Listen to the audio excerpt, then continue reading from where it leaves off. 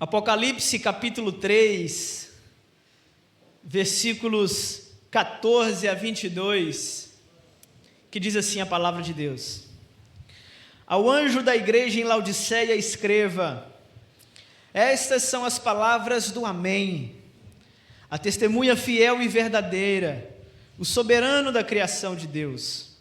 Conheço as suas obras, sei que você não é frio nem quente. Melhor seria que você fosse frio ou quente. Assim, porque você é morno, não é frio nem quente, estou a ponto de vomitá-lo da minha boca. Você diz: estou rico, adquiri riquezas e não preciso de nada.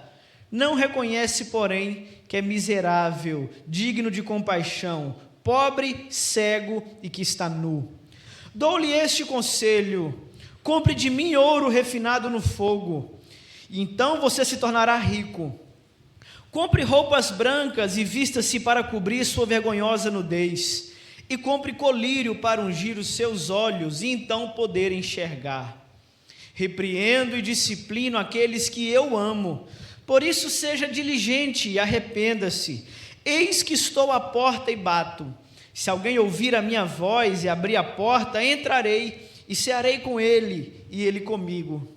Ao vencedor darei o direito de sentar-se comigo em meu trono, assim como eu também venci e sentei-me com meu Pai em seu trono.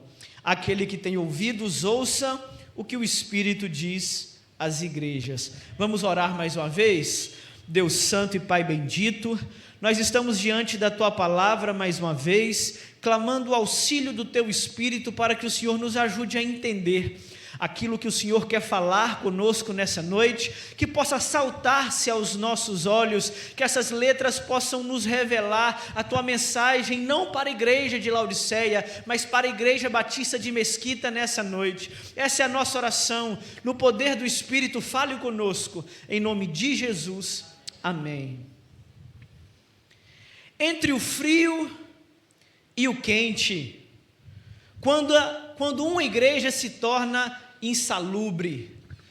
Hoje nós chegamos à última carta às igrejas da Ásia Menor. Muito obrigado, Eli. E a última das 7 cartas à igreja, ou às igrejas da Ásia Menor, é a carta de Jesus à igreja de Laodiceia. A cidade de Laodiceia era a cidade mais importante dentre as 7 cidades a qual Jesus escreveu. Mas em contrapartida à importância da cidade de Laodiceia, essa é a única carta que Jesus não tem nenhum elogio para a igreja. Nós tivemos até aqui igrejas que receberam elogios e críticas da parte de Jesus. Tivemos aqui igreja que receberam somente elogios e nenhuma crítica da parte de Jesus. E agora, em último lugar, nós veremos a igreja que recebeu somente críticas e nenhum elogio da parte de Jesus. A igreja situada na cidade de Laodiceia era o reflexo que vivia a sua cidade. Uma cidade poderosa, uma cidade rica, uma cidade autossuficiente, que pelo menos 2 vezes foi acometida por grandes tremores, terremotos que destruíram completamente a cidade, e a cidade se reconstruiu por recursos financeiros próprios. A cidade de Laodiceia estava localizada numa situação geográfica muito estratégica, uma cidade que ligava os 4 cantos do mundo antigo daquele tempo. Por ser uma cidade muito estratégica e muito importante para o Império Romano, quando os tremores destruíram aquela cidade um pouco antes de Cristo, o governo tentou oferecer ajuda, talvez um auxílio emergencial, para que a cidade pudesse sair daquela situação de calamidade, mas a ajuda do governo foi rejeitada pelo conselho daquela cidade naquela época. Bom, a pergunta que fica para nós é: O que essa cidade fazia para ter tanto dinheiro a ponto de recusar a ajuda do Estado em dizer muito obrigado para o governo, que nós não precisamos da sua ajuda, porque nós iremos reconstruir as nossas estruturas com o próprio recurso que nós temos aqui na cidade. Quanta riqueza, quanta prosperidade. Mas qual era a fonte dessa riqueza que essa cidade tinha? Há pelo menos duas hipóteses. Em primeiro lugar, era a medicina oftalmológica, a escola de medicina que havia na cidade de Laodiceia, onde pessoas do mundo todo vinham para a cidade de Laodiceia para se consultar com os médicos laodicenses.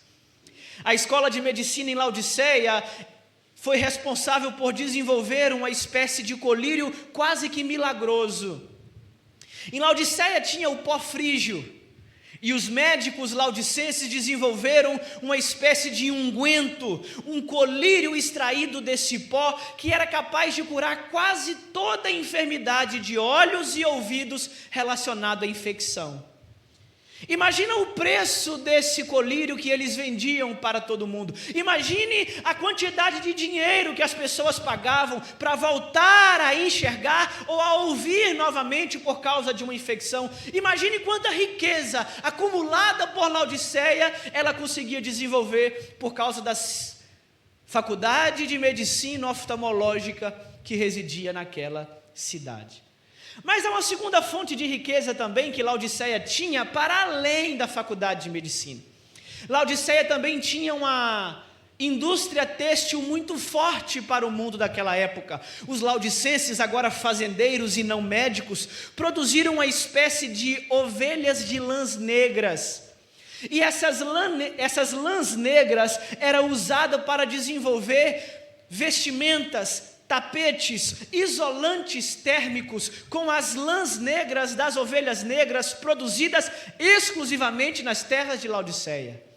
Laodiceia era uma rota comercial para todo mundo, então a lã de ovelha negra era exportada e Laodiceia se orgulhava da fabricação que eles tinham de lãs finas, de roupas de marca, de tapetes luxuosos, que só em Laodiceia se encontrava devido às lãs negras das ovelhas produzidas naquela cidade. Quanta prosperidade, quanta fonte de riqueza, quão lugar maravilhoso para fazer negócio era a cidade de Laodiceia. Era a cidade onde as pessoas migravam para ter uma ascensão financeira, para mudar a realidade de vida. Laodiceia era quase uma cidade perfeita. Por que quase uma cidade perfeita? Porque Laodiceia tinha um problema. E qual que era o problema da cidade de Laodiceia?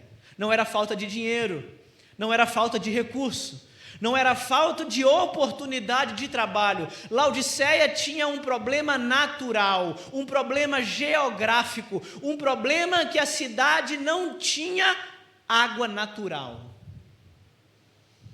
Imagine uma cidade cosmopolita, um centro urbano que reúne todas as pessoas, que as pessoas vão para esse lugar, caminham por esse lugar, passam por essa cidade, mas quando chegam nessa cidade não tem água, tem dinheiro, tem produto, tem comércio, mas não tem aquilo que é essencial para a vida. Bom, mas se nós não temos água aqui em Laodiceia, mas temos dinheiro, podemos resolver esse problema. Vamos buscar água de fontes mais próximas, para que a nossa cidade também seja uma cidade com água potável. Quais são as soluções? Em primeiro lugar, a cidade de Hierápolis. A cidade de Hierápolis era mais ou menos a 7 quilômetros da cidade de Laodiceia. E na cidade de Hierápolis, ali brotava do chão águas termais. E águas termais, você sabe que é água usada como água medicinal. Água quente brotava do chão. Hierápolis era cidade vulcânica. As pessoas iam para Hierápolis para se banhar nas suas águas. As suas águas eram águas terapêuticas, com componentes químicos naturais. Servia para fortalecer, rejuvenescer, tratar problemas de junta. Os médicos indicavam Hierápolis para as pessoas se banharem nas águas quase que milagrosas daquela cidade. Laodiceia tem dinheiro, mas não tem água. O que eles pensaram? Vamos importar a água de Hierápolis para que tenhamos água termal também em Laodiceia. Cava-se buracos, constrói-se aquedutos, importa-se água de Hierápolis, 7 quilômetros de chão. Quando a água que saía quente das fontes brotavam na cidade de Hierápolis e seguiam os aquedutos para Laodiceia, quando chegava lá, não estava mais na temperatura que saiu da fonte. Então a água que saiu termal das fontes originais chegava-se morna na cidade de Laodiceia. E se ela tinha componentes químicos que ajudavam na recuperação do corpo, ela chegava em Laodiceia totalmente insalubre. Não servia nem para colocar na garrafa, enfiar na geladeira, refrescar para a gente poder beber. Bom, se não dá para trazer água de Hierápolis, vamos para a segunda fonte. O problema é que a segunda fonte se localiza a 18 quilômetros de Laodiceia, na cidade de Colossos. Colossos não é uma cidade vulcânica, Colossos é uma cidade montanhosa. E nos Alpes da Turquia, Colossos está localizada. As águas da cidade de Colossos não são termais como Hierápolis, são águas gélidas, geladas, frias, que brotam do chão e são quase que águas cristalinas que brotam na cidade de Colossos. Se nós não podemos tirar a água de Hierápolis, vamos trazer a água de Colossos. Cava buraco, faz aquedutos, importa-se a água. 18 quilômetros é a trajetória até chegar a Laodiceia, passando pelos Alpes, os Alpes da Turquia, onde o sol no verão esquentava aquele lugar, e a água que saía fria das fontes de Colossos, depois de 18 quilômetros passando pelos aquedutos, quando chegava na cidade de Laodiceia, chegava morna. Não dava para beber, não dava para refrescar, não dava para utilizar, chegava uma água morna, assim como chegava da cidade de Hierápolis. E a pergunta que se fazia quando a água chegava em Laodiceia é: o que nós vamos fazer com água morna? Água quente serve para fortalecer as juntas. Água fria serve para refrescar aquele que está com sede. Mas e água morna? Água morna dá vontade de vomitar. Água morna não serve nem para fazer café. Água morna é água insalubre, água insossa, água que não resolve o problema, nem de quem está doente, nem de quem está com sede. Que imagem bacana que Jesus está pintando aqui, hein? É para essa igreja, localizada nessa cidade, que Jesus vai usar esse pano de fundo para tratar os problemas espirituais dessa igreja, que não tinha nada a ser louvável. No versículo 14, nós vamos ver a apresentação de Cristo, e ele se apresenta da seguinte forma: ao anjo da igreja em Laodiceia escreva: essas são as palavras do Amém. O que significa o amém? Assim seja. Assim seja é uma afirmação que nós fazemos em concordância com a palavra final. Em nome de Jesus nós oramos, amém. O amém aqui é o selo final, é a conclusão, é a última palavra de uma oração. O amém aqui é a palavra final que alguém dá sobre determinada coisa. Estas são as palavras daquele que é o amém. Essas são as palavras daquele que dá a última palavra. Essas são as palavras daquele que tem a palavra final. Jesus se apresenta como aquele que é a consumação de todas as coisas, como aquele que bota fim em todas as coisas, como aquele que é o ponto final da história de qualquer um. A igreja de Laodiceia dizia que era rica, que não precisava de nada, que era autossuficiente, que tinha em si todas as coisas. Jesus está dizendo: vocês acham que são ricos, mas a última palavra acerca de vocês quem dá sou eu sou o amém. A sentença derradeira, a última palavra, o veredito final vem da parte de Jesus e não da igreja.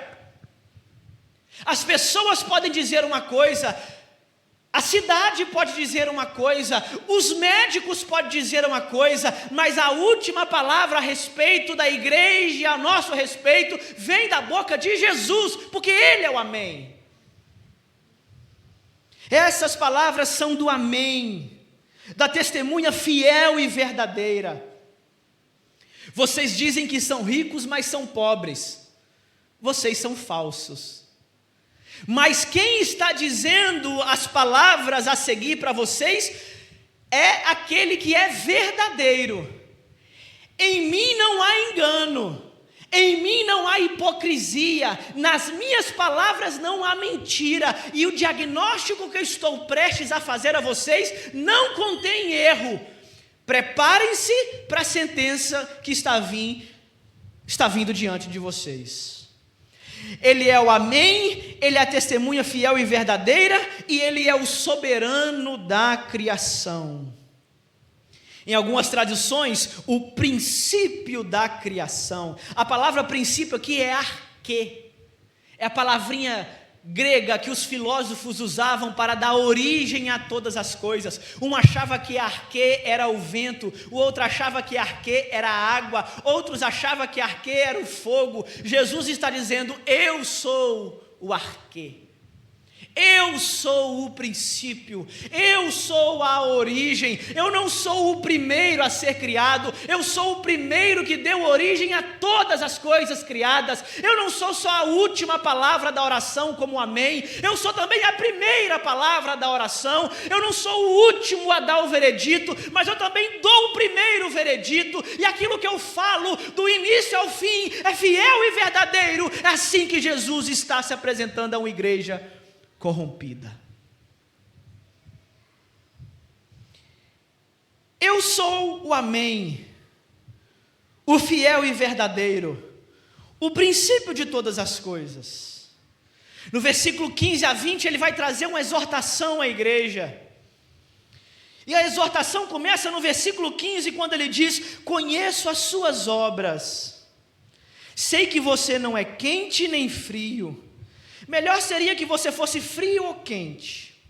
Assim, porque você é morno, não é frio nem quente, estou a ponto de vomitá-lo da minha boca. Aqui nós precisamos fazer uma exegese.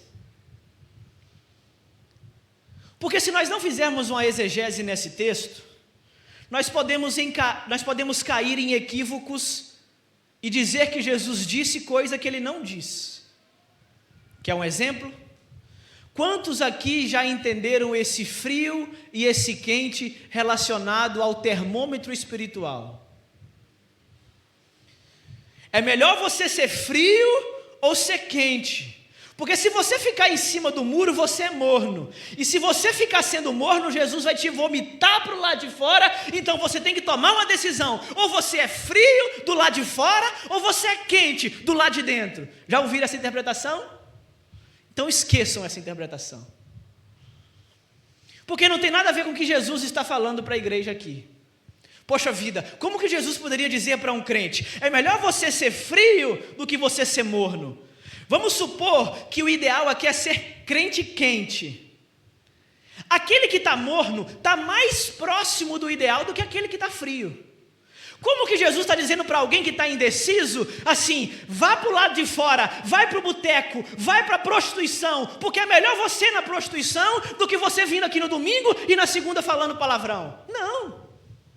Se o ideal é ser quente, é melhor você estar aqui sendo morno do que você estar lá fora sendo frio. Porque se você está aqui sendo morno, qualquer hora dessa o Espírito Santo te pega, ele te aquece de um jeito sobrenatural, e você passa de morno para ser quente.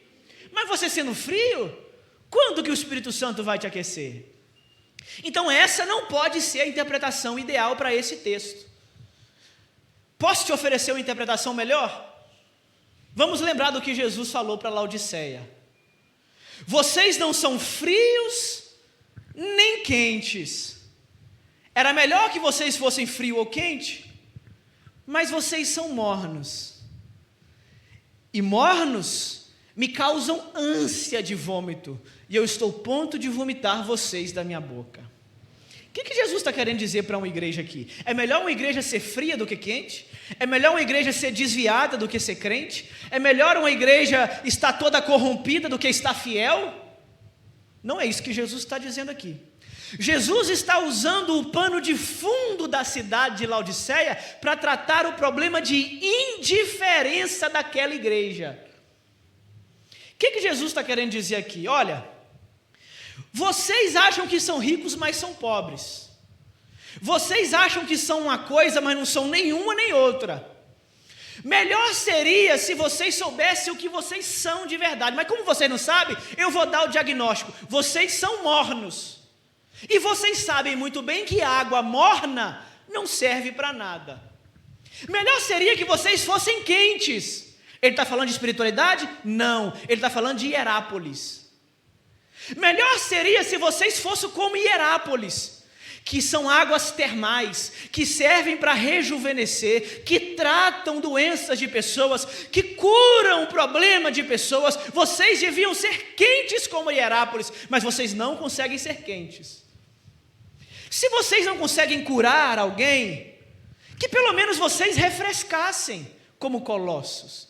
Porque as águas frias de Colossos são águas refrigerantes, são águas que matam a sede, são águas cristalinas, minerais, que podem saciar aqueles que vão até as fontes para saciar a sua necessidade. Mas vocês não conseguem ser nem quentes, nem frios. A pergunta de Jesus para Laodiceia é: para que vocês servem? Vocês são uma igreja que não cura ninguém, mas vocês também são uma igreja que não refrigera a alma de ninguém. As pessoas que vêm doentes até vocês não têm solução para o problema delas, mas as que vêm com sede, vocês também não têm. Quando essas pessoas vêm até a fonte de vocês, a água que vocês oferecem para eles é água insalubre, é água morna, é água insossa, é água que traz vômito. Vocês pioram as pessoas que vêm até vocês. Melhor seria se vocês refrigerassem elas ou se vocês curassem, mas vocês não conseguem fazer nenhum nem outro. Para que vocês servem? Jesus está tratando o problema de indiferença dessa igreja. Essa igreja não está cumprindo o seu papel pelo qual ela foi plantada. Ela não consegue nem curar as pessoas que Deus manda a ela, nem refrigerar as pessoas sedentas que vêm até a casa dela. A água que vocês estão oferecendo para as pessoas é água insalubre.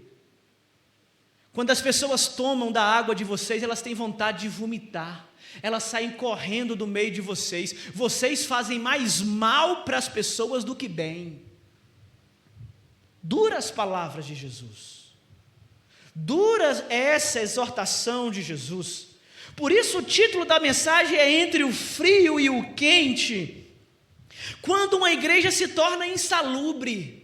Insalubre aqui é o oposto de saudável. Pela manhã nós falamos de uma igreja saudável, pela noite nós estamos falando de uma igreja tóxica. O contrário de saudável.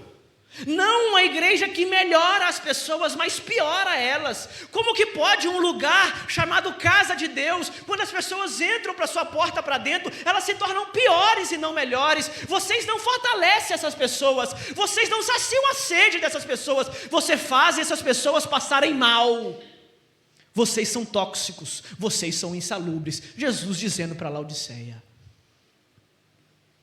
No versículo 16 ele continua o diagnóstico, ele continua a exortação. Assim, porque você é morno, não é frio nem quente, eu vou vomitá-lo da minha boca. Versículo 17, você diz: estou rico, adquiri riquezas e não preciso de nada. Não reconhece, porém, que é miserável, digno de compaixão, pobre, cego e nu. Aqui Jesus vai tratar o problema exato que aquela igreja tinha. Jesus está dizendo que aquela igreja tinha um problema espiritual. E o problema daquela igreja era o problema de visão. Por que problema de visão, pastor? Porque eles se enxergavam diferente do que eles eram. Você se diz rico, mas é pobre. Você acha que tem dinheiro e não precisa de ninguém, mas você é miserável, digno de compaixão. Já sei o seu problema é de vista. Você não consegue se enxergar. Você tem problema de visão. Jesus está aqui atacando as 3 bases que a igreja se orgulhava. Ele está dizendo: você é pobre, você é cego e você é nu. Por que Jesus usa esses 3 adjetivos? Porque eram os 3 fundamentos que a igreja se orgulhava. A cidade de Laodiceia se orgulhava. Em primeiro lugar, ela se orgulhava da sua riqueza. Rejeitaram a ajuda do governo para se reestruturar. Era uma cidade rica. Em segundo lugar, cego. É a primeira fonte de riqueza pela qual aquela cidade era rica, a faculdade de medicina dos olhos que ele tinha. Em terceiro lugar, nu. A fábrica têxtil que a cidade tinha, segunda fonte de riqueza que aquela cidade possuía. A cidade então se orgulhava da sua riqueza, da sua medicina oftalmológica e da sua produção de lãs finas, de roupas de grife para todo mundo. Jesus está dizendo: vocês acham que são ricos, que curam doenças dos olhos e que vestem as pessoas da melhor maneira possível. Vocês não sabem que são pobre, cego e nu. Jesus vai no ponto central da igreja. Jesus vai no orgulho daquela cidade. Jesus vai no...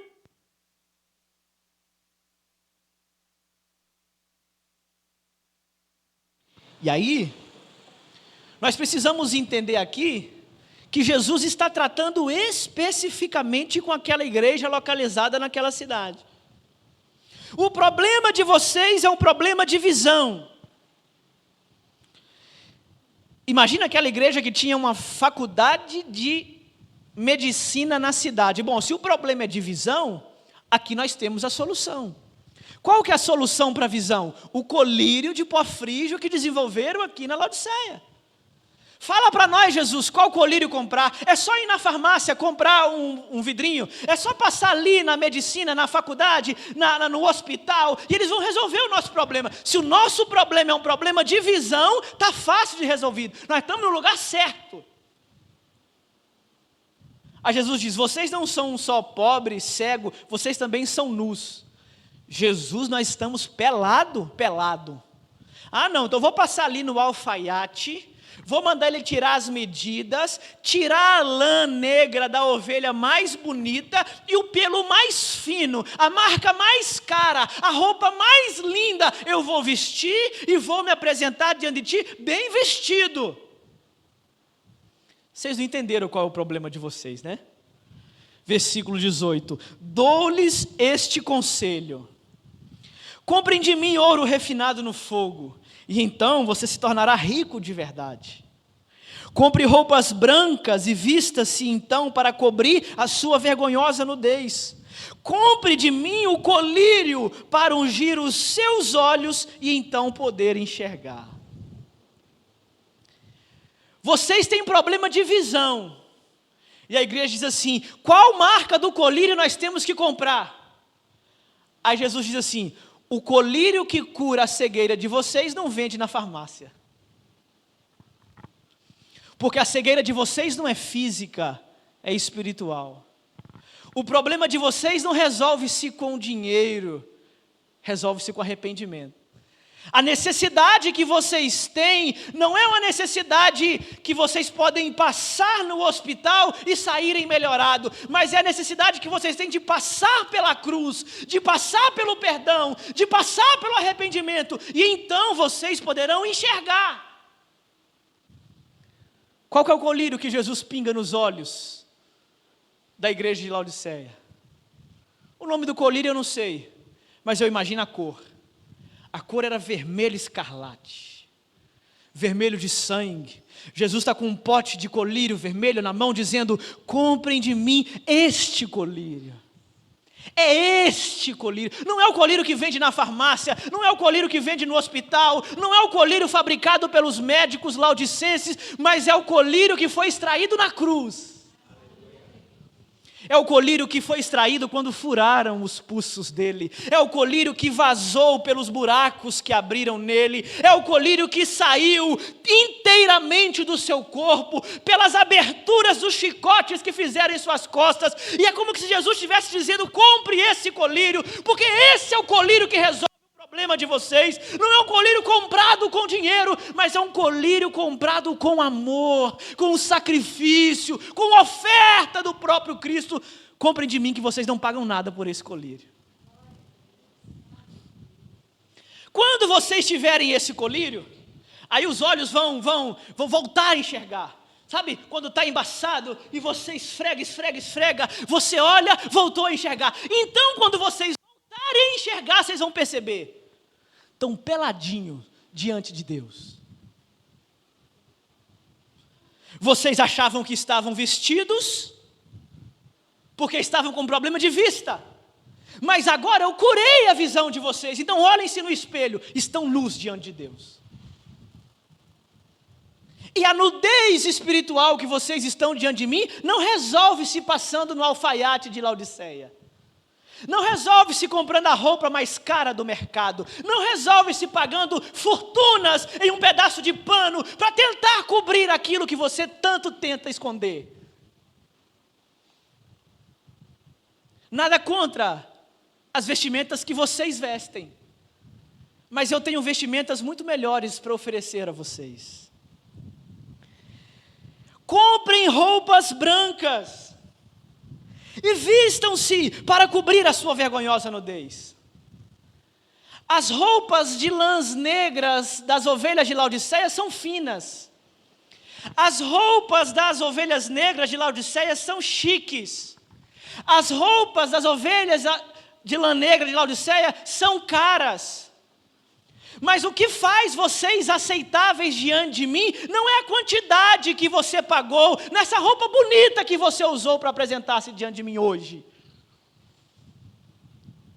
Vocês podem estar nus diante dos homens, mas se vocês tiverem passado pelo processo do colírio, vocês estarão vestidos da roupa certa diante de Deus.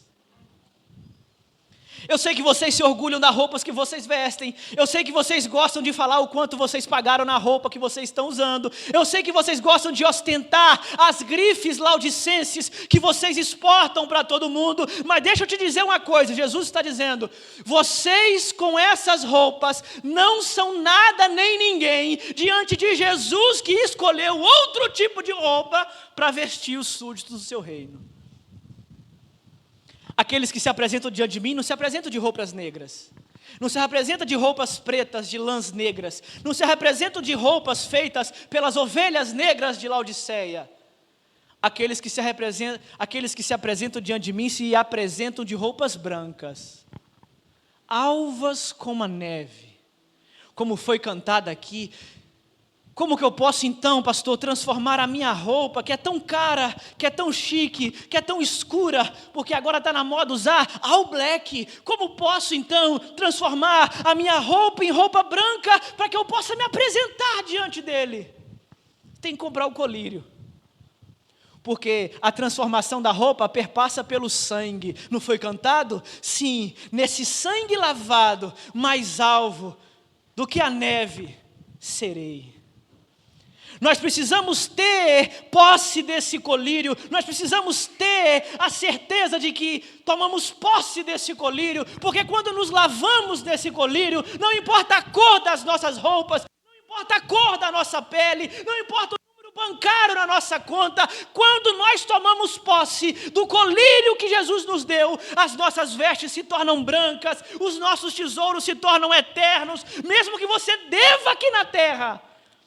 No céu você está acumulando algo que ladrão nenhum pode roubar, ou traça nenhuma possa corromper.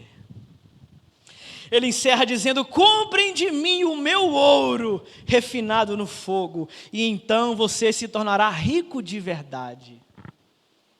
Você acha que você tem dinheiro, né, Laodiceia? Você acha que você tem poder aquisitivo, né?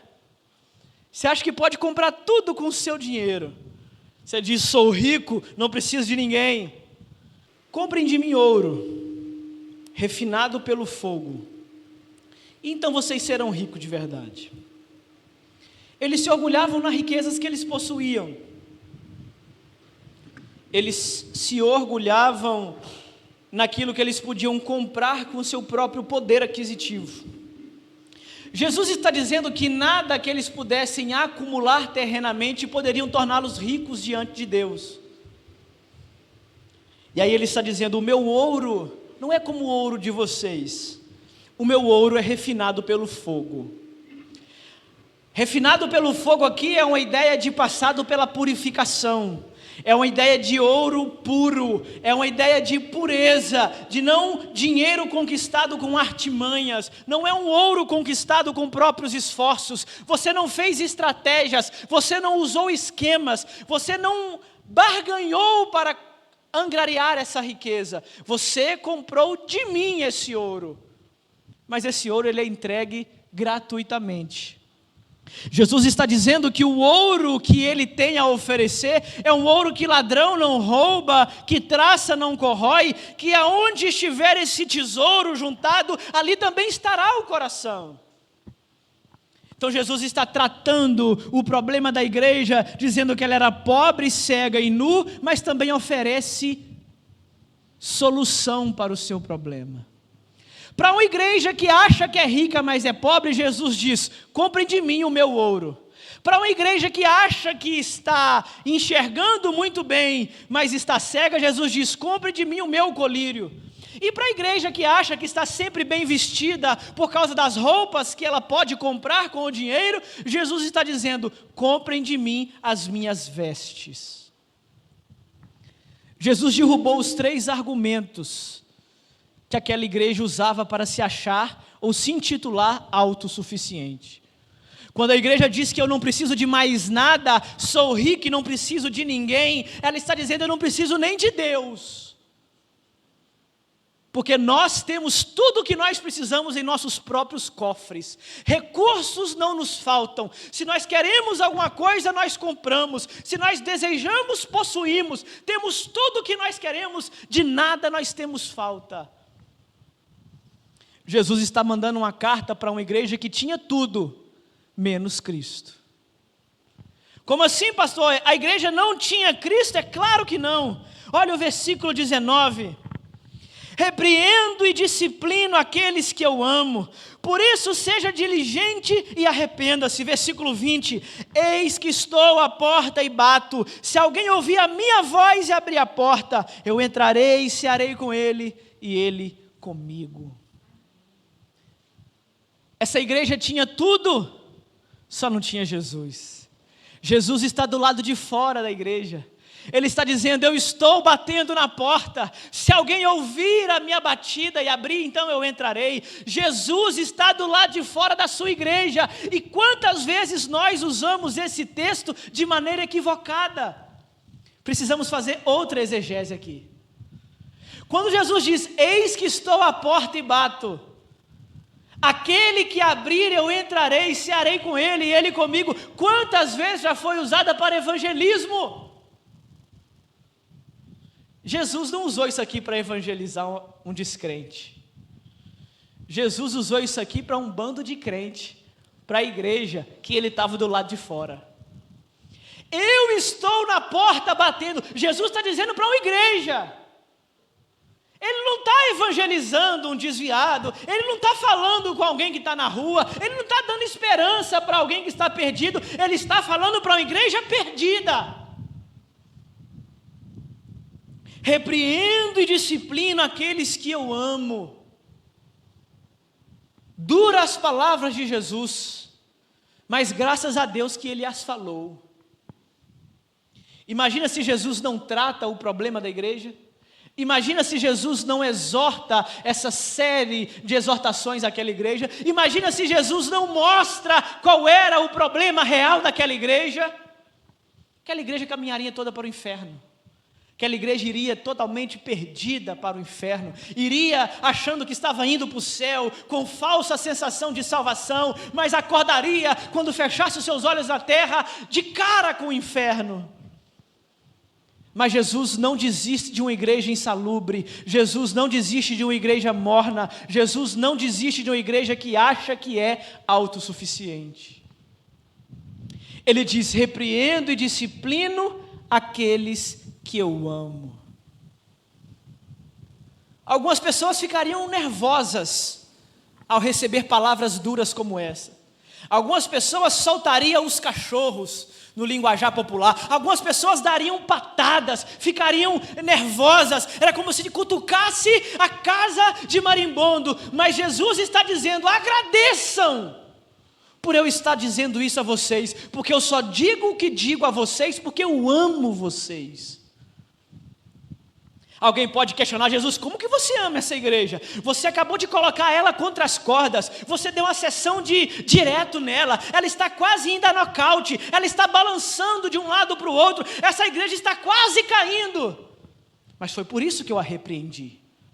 Foi por isso que eu disse essas palavras, foi para isso que eu escrevi essa carta, para firmar os pés de uma igreja vacilante, para colocar no lugar uma igreja perdida, para trazer de volta à realidade uma igreja que não se enxergava. Eu repreendo e disciplino aqueles que eu amo. O que Jesus está dizendo para a Laodiceia aqui é o seguinte: agradeça, porque vocês ainda estão na minha lista de contato. Em último lugar, das 7 é a última. Não tem um elogio, só tem exortação. Mas louvado seja Deus pelas palavras duras saídas da boca de Jesus a nós. Porque quando Jesus parar de falar, irmão, aí é que o negócio ficou feio. Quando Jesus desistir de exortar uma igreja, aí as portas daquela igreja podem fechar. Quando Jesus não falar mais aonde aquela igreja está errando, é porque Jesus já fechou a porta para aquela igreja e entregou aquela igreja aos seus próprios caminhos. Deus nos livre de Jesus fazer isso com a gente. Deus nos livre de Jesus deixar de exortar a gente. Deus nos livre de Jesus deixar de puxar a nossa orelha. Deus nos livre de Jesus deixar de falar palavras contra a gente. Porque no dia que Jesus parar de falar conosco, significa que alguma coisa de errado está acontecendo. Essa igreja estava nas últimas, essa igreja estava desviada, essa igreja estava na mornidão, mas Jesus ainda tinha amor por essa igreja. Vocês estão na minha lista de amigos, vocês estão recebendo uma carta minha, eu ainda me importo com a saúde espiritual de vocês. Não tem elogio, só tem exortação, não tem uma palavra de incentivo, só tem correção, mas ainda assim Jesus está tentando trazer de volta à vida aquela igreja que já estava morta. Eis que estou à porta e bato. Se alguém ouvir e abrir a porta, então entrarei, cearei com ele e ele comigo. Jesus está do lado de fora da igreja, querendo entrar na sua própria igreja. E a exortação finaliza aqui, como que deixando a resposta para a própria igreja. Eu já dei o diagnóstico da doença de vocês, eu já apontei para o remédio do tratamento de vocês, agora eu deixo a opção. Eu ainda estou do lado de fora, não entrei, mas estou batendo na porta. Vocês vão abrir ou vai mantê-la fechada? Vocês vão me receber dentro ou vão permitir que eu fique do lado de fora? E uma igreja fechada com Jesus do lado de fora é uma sinagoga de Satanás. Versículo 21 e 22, ele vai mostrar a promessa para aqueles que abrirem a porta. Ele diz assim: ao vencedor, e aqui nós já aprendemos que a palavra vencedor significa aquele que persevera até o fim, aquele que se mantém com fidelidade, aquele que chega até o final, mesmo que isso custe a própria vida. O vencedor em Apocalipse é aquele que perde na terra. Aquele que ganha a vida é aquele que morre na terra. Aquele que alcança a vitória é aquele que perdeu na terra. Jesus está dizendo: ao vencedor darei o direito de assentar-se comigo no meu trono, assim como eu também venci e sentei-me com meu Pai em seu trono. A imagem do trono aqui é a imagem do reinado de Cristo. E Jesus está dizendo para uma igreja que está cheia de crentes mornos, cheia de crentes pedantes, cheia de crentes que se acham autossuficientes, metido a rico, mas que não tem nada no céu. Jesus está dizendo: se vocês abrirem a porta e cearem comigo e eu com vocês, vocês ainda têm um lugar no trono que meu Pai me deu. Há uma igreja que parecia que estava perdida.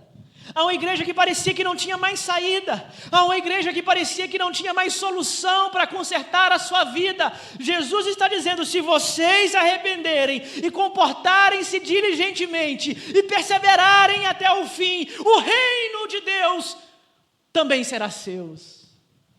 E essa é a beleza do Evangelho. O reino de Deus é para a igreja de Filadélfia, que só recebeu elogios, mas o reino de Deus também é para Laodiceia, que só recebeu crítica.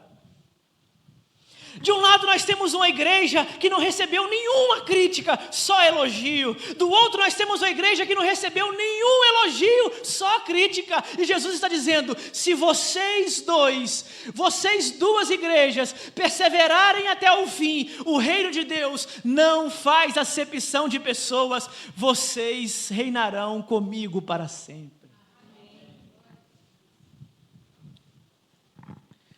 Uma igreja era pobre e Jesus diz que eles eram ricos diante dele. Essa igreja era rica e Jesus diz que eles eram pobres diante dele. Mas Jesus não faz acepção entre ricos e pobres, entre gordos e magros, entre negros e brancos. Jesus não faz acepção de ninguém, porque todo aquele que abrir a porta para ele, aonde ele estiver batendo, ele entra e ceará com ele. Jesus não tem nojo de entrar na sua casa. Jesus não tem nojo de comer com você. Ele assenta na sua mesa, ele come da sua mão. Jesus tem um reino preparado para você, independente de quem seja. Pode ser pobre, como algumas igrejas, ou pode ser rico, como outras igrejas. Se arrepender, se perseverar, sentará comigo no trono de meu Pai. Jesus encerra dizendo: aquele que tem ouvidos, ouça o que o Espírito diz às igrejas. A vitória cristã não é uma vitória pessoal, é uma vitória coletiva. Nós não vencemos quando nós nos tornamos autossuficientes. Nós vencemos enquanto nós estamos dependentes. Não é a nossa força que ganha ou conquista a vitória, mas é a nossa dependência. Não é a nossa autossuficiência, mas é a nossa rendição. O trono é a promessa para aqueles a quem deixa Cristo entrar em seu lar e seu coração e reinar soberanamente sobre todas as ocasiões.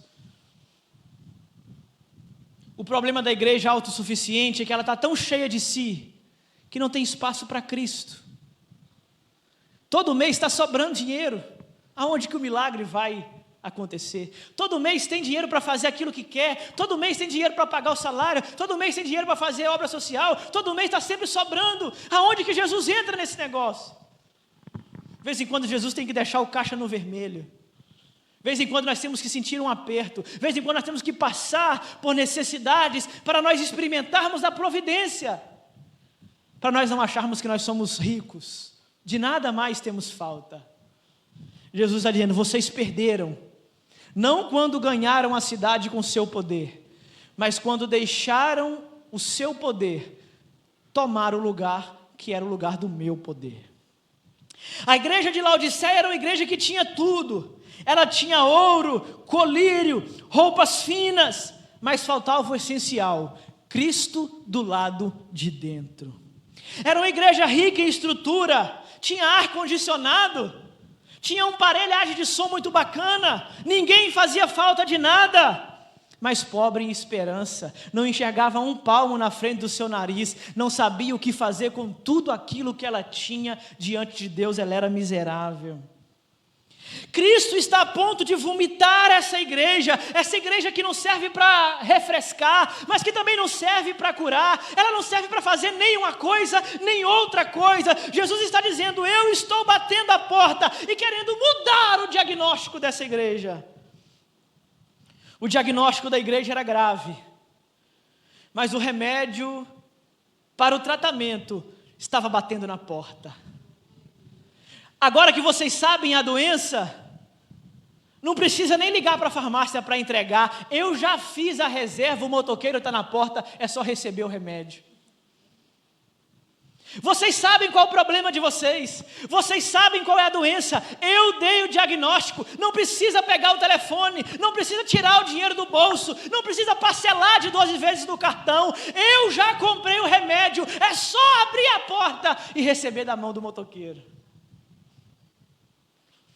Jesus Cristo está dizendo que a cura espiritual da igreja começa quando Cristo, que estava do lado de fora, volta a ser o centro de tudo que aquela igreja então fazia. Essa é a igreja que Cristo quer.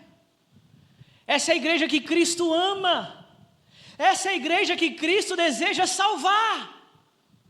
Uma igreja que se coloca na dependência, mesmo tendo condições de ser autossuficiente, mas que entende que a independência que ela tem foi dada pelo Deus a qual elas dependem. Como é bom chegar no final do mês e termos caixa, ter terminado no verde, ter sobrado, além de pagar as contas, como é bom. E isso não é o problema da igreja. O problema é quando a igreja entende que ela depende só daquele número e não do Cristo que faz aquele número chegar. A igreja que se tornou autossuficiente não é uma igreja que ela consegue se sustentar, é uma igreja que acha que pode se sustentar com Cristo do lado de fora. Nós podemos ter o dinheiro do mundo, se Jesus não estiver no centro, nós estaremos perdidos. Nós podemos ter toda a riqueza, podemos ter toda a estrutura, podemos fazer a maior obra missionária do mundo, se Cristo estiver do lado de fora, nós estamos perdidos. Mas graças a Ele que mandou essa carta para não nos deixarmos perdidos, que deixou uma palavra dura, que deixou uma palavra de exortação, que deixou uma palavra que chacoalha o nosso coração, para não nos deixar adormecidos. E a promessa que Ele tem para nós, depois desse saculejo, depois de chacoalhar a gente, depois de balançar a árvore e nos acordar, Ele diz: perseverem até o fim. Então vocês assentarão no trono, junto comigo, o trono que o Pai me deu. Nós não seremos súditos, nós governaremos com Ele. Nós só não fazemos parte do reino, nós seremos ministros nesse reino. Nós não só entramos para dentro desse reino, mas nós também governaremos ao lado dele todo esse reino. Porque Ele é o Rei que está sobre todos os tronos. Ele é aquele que tem o seu poder sobre todos os domínios. Ele é aquele que governa sobre tudo e sobre todos. E eu queria encerrar essa noite cantando aquele hino novamente. Ele é exaltado. Cadê o Arlen? Foi embora? Então, nós vamos à capela de novo, né? Como eu não sei cantar, para não estragar a noite, eu vou deixar só vocês cantarem. Então quero ver como disse. Como é que é, Eduardo? Tem que coisar o quê? Como é que é aqui? Diafragma? Então quero ver se vocês aprenderam. Vamos lá então. Puxa aí, Marildo.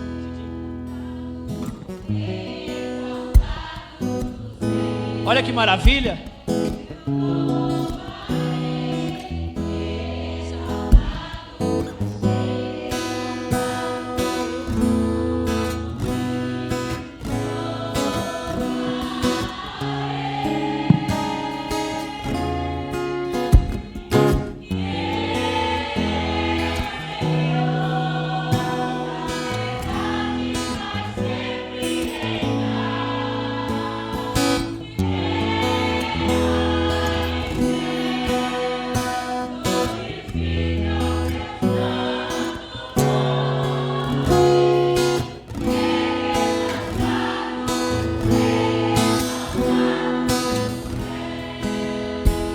Ele é exaltado mais uma vez.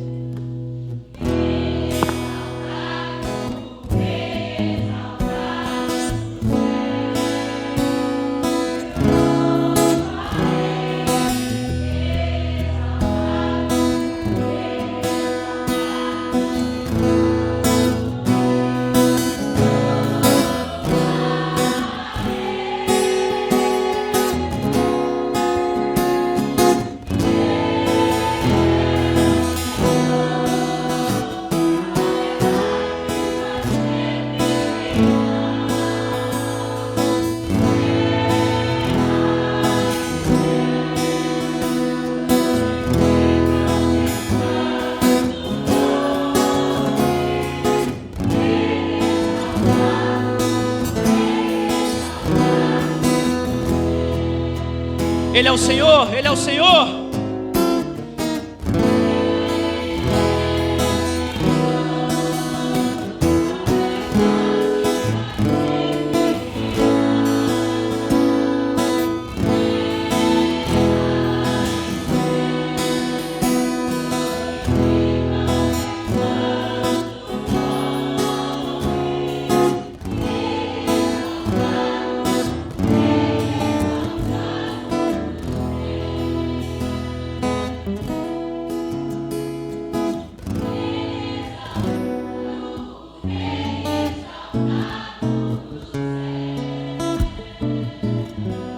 Mais uma vez.